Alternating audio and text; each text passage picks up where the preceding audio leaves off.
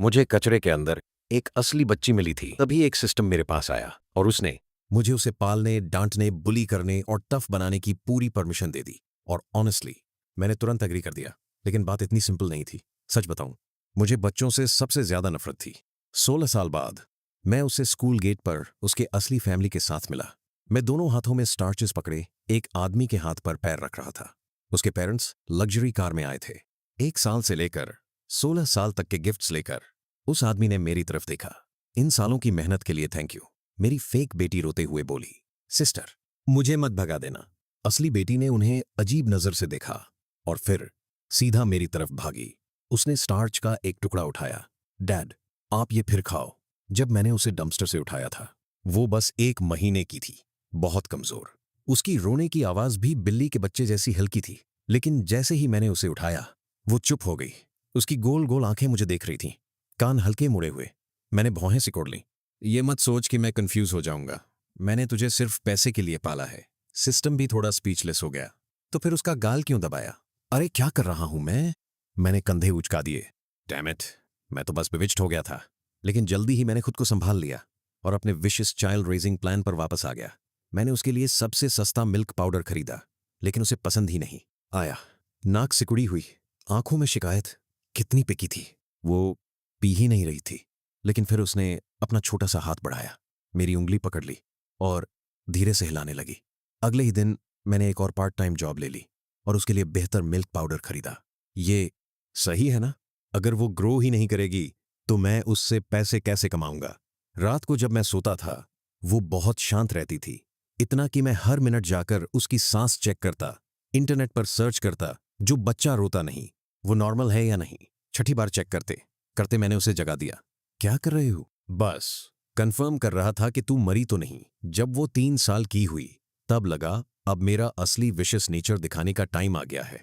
आज से मैं इसके गोल मटोल गाल दबाऊंगा। डेविल फेज शुरू हो चुका था।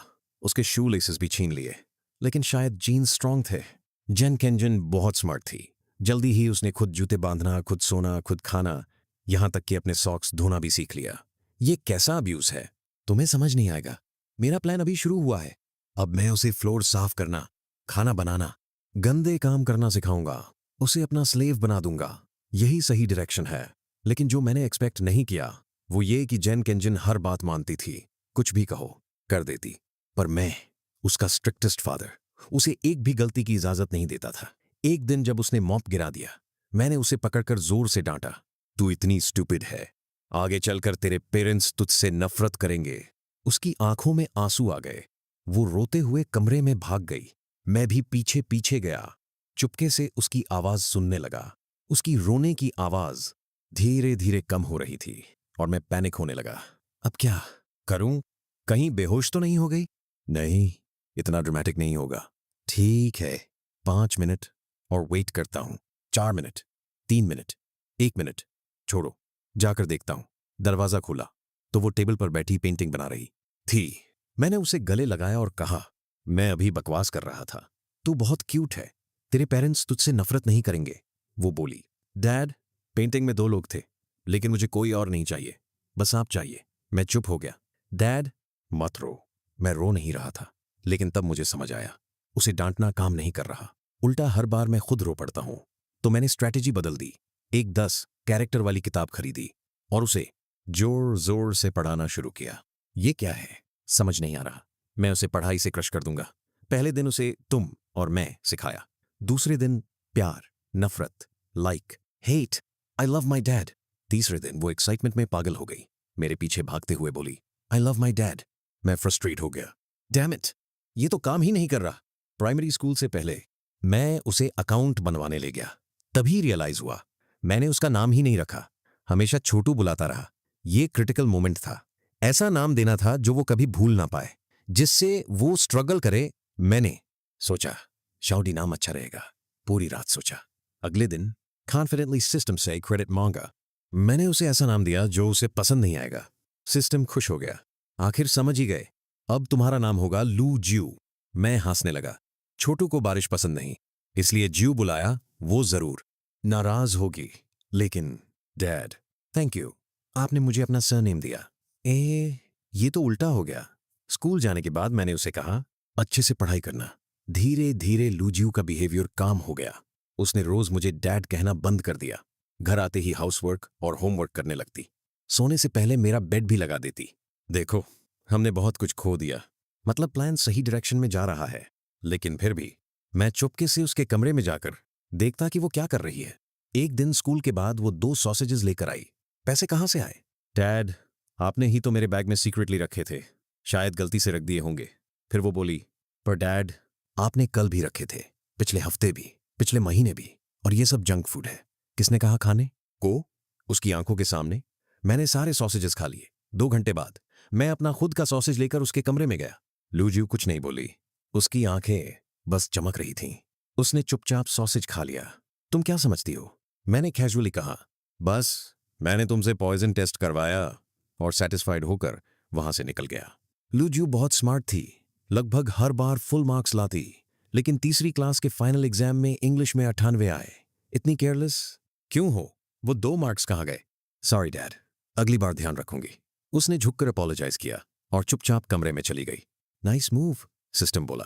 लेकिन तभी मुझे याद आया, वो पीठ घुमाकर साइलेंटली रो रही थी। हे भगवान, मैंने क्या कर दिया? तुमने कुछ नहीं किया। कुछ देर बाद लूजियो किचन में खाना बनाने आई। उसने मुझे कोने में रोते देखा। मैं तुरंत उठ गया, चेहरा पोंछ लिया। डैड, आप फिर रो रहे थे? नहीं, बस ऑयल स्मोक से। डैड, अगली बार फुल मार्क्स लाऊंगी। तुम क्या जानती हो? मुझे पता है। डैड मुझे बहुत प्यार करते हैं। मैंने उसके कंधे पकड़ लिए। सिस्टम बोला, अब इसे एजुकेट करोगे? चुप, इसे कहते हैं हाफ ईटन टाइगर। जब ये मुझ पर पूरी तरह ट्रस्ट करेगी तब मैं इसे हर्ट करूंगा। लेकिन मैं बहुत इंतजार करता रहा। वो मौका कभी नहीं आया। उल्टा एक दिन लूजियो रोते हुए घर आई। बहुत टाइम बाद उसे रोते देखा था। वो आते ही टेबल पर झुक गई। शाओजियो, क्या हुआ? किसने बुली किया? मैं घबरा गया। वो मेरे साथ रोने लगी। उन्होंने कहा, मैं आपकी बायोलॉजिकल चाइल्ड नहीं हूं। बस इतनी सी बात। मैंने कैजुअली कहा, हाँ, मैंने तुम्हें ट्रैश कैन से उठाया था। मैं काम था, क्योंकि मैं अक्सर उसे ये बात बताता था, लेकिन उसे नहीं पता था कि ये सच है। वो चुप हो गई, फिर और जोर से रोने लगी। तो क्या हुआ? उसका दिमाग ओवरलोड हो गया। रोना भी रुक गया। क्या मैं तुम्हारे साथ अच्छा हूं? हाँ। क्या मैंने तुम्हें इतने साल पाला? हाँ। तो मैं बायोलॉजिकल नहीं हूं? इससे कुछ बदलता है? वो काफी देर सोचती रही। नहीं, बस वही तो।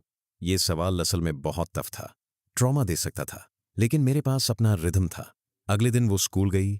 वही लड़के फिर उसे चढ़ाने लगे। तुम तो उठाई हुई हो, लूजियो ने पलटकर कहा। तो क्या हुआ? लू शाओहाओ, तुम्हारे कपड़े गंदे हैं। तुम्हारे पेरेंट्स तुम्हें कपड़े धोना भी नहीं सिखाते। Clearly they don't love you. जो डाबाओ, तुम हमेशा फर्स्ट आते हो, फिर भी तुम्हारी पेरेंट्स को फर्क नहीं पड़ता। They don't expect anything from you. Song Yaoju, तुम रोज जंक फूड खाते हो। कोई रोकता नहीं। मतलब उन्हें तुम्हारी हेल्थ की भी परवाह नहीं। तीनों लड़के शर्म से लाल हो गए। फिर भी तुम उठाई हुई हो। मेरा डैड मुझसे प्यार करता है, मुझे किस बात का डर? ऐसे ही हमारी जिंदगी चलती रही। वो टॉप करती रही और सिटी के बेस्ट जूनियर हाई स्कूल में पहुंच गई। मैंने उसे नए घर में शिफ्ट कराया। उसे पता था रेंट बहुत हाई है, तो उसने खुद पार्ट टाइम ट्यूटरिंग करने की बात की। मैं घबरा गया। नहीं, बिल्कुल नहीं। अगर पढ़ाई खराब हुई और तुम अच्छे यूनिवर्सिटी में नहीं गई तो पैसे कैसे कमाओगी और मुझे कैसे सपोर्ट करोगी? बात लॉजिकल थी। मैंने खुद को रोक लिया। डर था वो सच में पढ़ाई छोड़कर काम न करने लगे। मैं अभी कुछ साल और खुद को सपोर्ट कर सकता हूं। लॉन्ग टर्म प्लान है ये। लूजियो मुस्कुराई। Thank you dad. मैंने एक नया स्कूल बैग निकालकर उसकी तरफ फेंका। रास्ते में मिला। डैड, पुराना वाला भी चल जाएगा। जैसा करना है करो, इतनी बात क्यों करती हो? वो मुस्कुराकर बैग ले गई। स्कूल जाने से पहले बोली, डैड, मुझे स्टार्च सॉसेज खाना है। ठीक है। उसी रात मैं जल्दी स्टार्च सॉसेज लेकर स्कूल गेट पर उसका इंतजार करने लगा। तभी एक लग्जरी कार आकर रुकी। सब पेरेंट्स की नजर उधर चली गई। उसमें से 4 लोग उतरे। एक वेल ड्रेस्ड कपल, पूरे ज्वेलरी में, और उनके साथ 2 बच्चे, शायद सिबलिंग्स। छोटी लड़की अपने भाई को कसकर पकड़े हुए थी, नर्वस, लेकिन भाई काम था, जैसे उसे हमारे जैसे लोगों के साथ खड़े होने में कोई प्रॉब्लम नहीं। तभी सिस्टम अचानक एक्टिवेट हुआ। मैं फ्रीज हो गया। सिस्टम बोला, जब लुजू 16 साल की होगी उसके बायोलॉजिकल पेरेंट्स उसे लेने आएंगे। लेकिन मुझे नहीं लगा था ये दिन इतना जल्दी आ जाएगा। मैं इंस्टिंक्टिवली आगे बढ़ना चाहता था। लेकिन फिर अपने कपड़ों की तरफ देखा। 30 रुपए की टी शर्ट, बिखरे बाल, हाथ में 2 स्टार्च सॉसेजेस और सामने वो रिच फैमिली। कॉन्ट्रास्ट साफ दिख रहा था। मैंने होंठ भींच लिए और वहीं खड़ा रहा। 2 मिनट बाद स्कूल छूटा। लूजियू साफ सुथरे हाई पोनीटेल में बाहर आए। उसकी आंखें चमक रही थीं, शायद मुझसे कुछ शेयर करना चाहती थी। वो चारों तरफ मुझे ढूंढ रही थी। उसे पता था मैं उसे लेने आऊंगा, लेकिन मैं भीड़ में छिप गया उससे पहले कि वो मुझे ढूंढ पाती। शू फैमिली ने उसे ढूंढ लिया। उन्होंने पहले से इन्वेस्टिगेशन कर रखी थी। मिसेस शू सबसे पहले आगे आई, आंखों में आंसू। एन एन क्या तुम हो? सॉरी आंटी, आपने गलत पहचाना। मिस्टर शू आगे आए। मैं शू जाइमिंग हूँ, शू ग्रुप से। तुम्हारा नाम शू अनान है, तुम हमारी बेटी हो, हम तुम्हें लेने आए हैं। आसपास के लोग देखने लगे। लूजियो ने ऑकवर्ड होकर साइड लिया। ये कोई स्ट्रीट शो है क्या? मुझे घर जाकर डैड के लिए खाना बनाना है, किसी और को ढूंढिए। मिसेस शू रो पड़ी। मेरी बेटी, कैसी मुश्किल जिंदगी। ये सुनते ही लूजियो का चेहरा बदल गया। वो अपसेट हो गई। तभी छोटी लड़की आगे आई। उसने आंसू पोंछे, झुककर बोली, सॉरी, मैंने आपकी जगह ले ली, लेकिन मेरे पेरेंट्स ने मुझे बहुत प्यार दिया है। मैं उन्हें छोड़ना नहीं चाहती। प्लीज मुझे मत निकालो, मैं आपकी मेड बन जाऊंगी। बस करो। ये सब कुछ इतना अचानक हो रहा था। 16 साल से खोई बेटी, और ये सब पब्लिक में। स्कूल गेट पर फेक डॉटर से भी पब्लिक अपॉलॉजी। क्या उन्होंने लूजियो के बारे में सोचा भी? सिस्टम ने मुझे देखा और कहा, मत जाओ, वेट करो, जब वो घर आएगी तभी तुम्हें पैसा मिलेगा।